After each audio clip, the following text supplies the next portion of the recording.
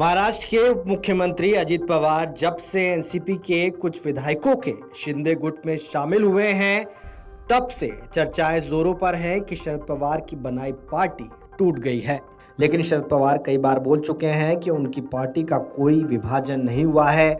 वहीं शनिवार को एनसीपी के शरद पवार के नेतृत्व वाले गुट ने कहा, पार्टी में कोई विवाद नहीं है, सिवाय इसके कि कुछ शरारती व्यक्ति अपनी निजी महत्वाकांक्षाओं के लिए संगठन से अलग हो गए हैं।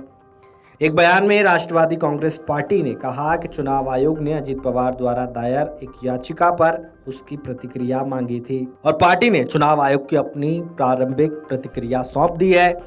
शरद पवार गुट ने कहा, हमने अजित पवार के बार बार आने वाले विरोधाभासी रुख को स्थापित किया और कैसे उन्होंने बिना किसी कानूनी या भौतिक आधार के चुनाव आयोग के समक्ष दावा किया है। इसमें कहा गया कि हमने चुनाव आयोग को सूचित किया है कि पार्टी के भीतर कोई विवाद नहीं है और कुछ शरारती व्यक्तियों को छोड़कर जो अपनी व्यक्तिगत महत्वाकांक्षाओं के लिए पार्टी से अलग हो गए हैं, इसने इस बात पर भी जोर दिया है कि संगठन बरकरार है और पार्टी अध्यक्ष शरद पवार के पीछे पूरी तरह से एकजुट है।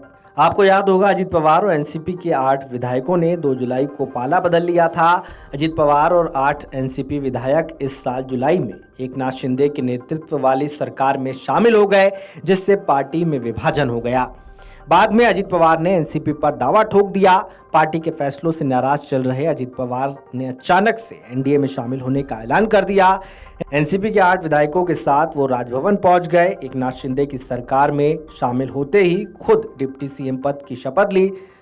8 अन्य एनसीपी विधायकों को कैबिनेट मंत्री की शपथ दिलाई गई। अजित गुट का दावा है कि उसके पास एनसीपी के 40 से ज्यादा विधायकों का समर्थन है। असली एनसीपी अजित पवार के साथ ही है। इसके बाद अजित पवार गुट ने चुनाव आयोग में याचिका दायर कर पार्टी पर खुद का हक जताया। इसके लिए पार्टी के विधायकों, सांसदों और विधान परिषद सदस्यों का हलफनामा भी दिया। अजित गुट ने यह भी दावा किया कि 30 जून को पार्टी की राष्ट्रीय कार्यकारिणी की बैठक हुई थी। इसमें सर्वसम्मति से शरद पवार की जगह अजित पवार को राष्ट्रीय अध्यक्ष चुन लिया गया। इधर ये प्रश्न पूछे जाने पर क्या वो पार्टी के बागियों के प्रति नरम रुख अपना रहे हैं, शरद पवार ने कहा, बागियों के नाम लेकर उन्हें महत्व क्यों दिया जा रहा है।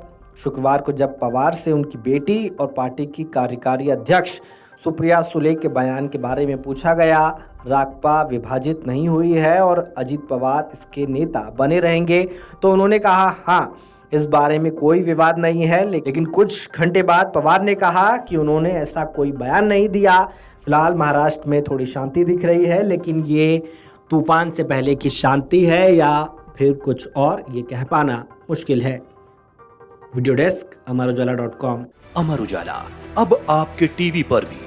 अपने स्मार्ट टीवी पर YouTube पर सर्च करें अमर उजाला, चैनल सब्सक्राइब करें और देखें ताजा खबरें, वो भी HD क्वालिटी में। और हाँ, बेल आइकन दबाना ना भूलें ताकि हर खबर हो आपके घर। अमर उजाला, निष्पक्ष, निर्भीक, निरंतर।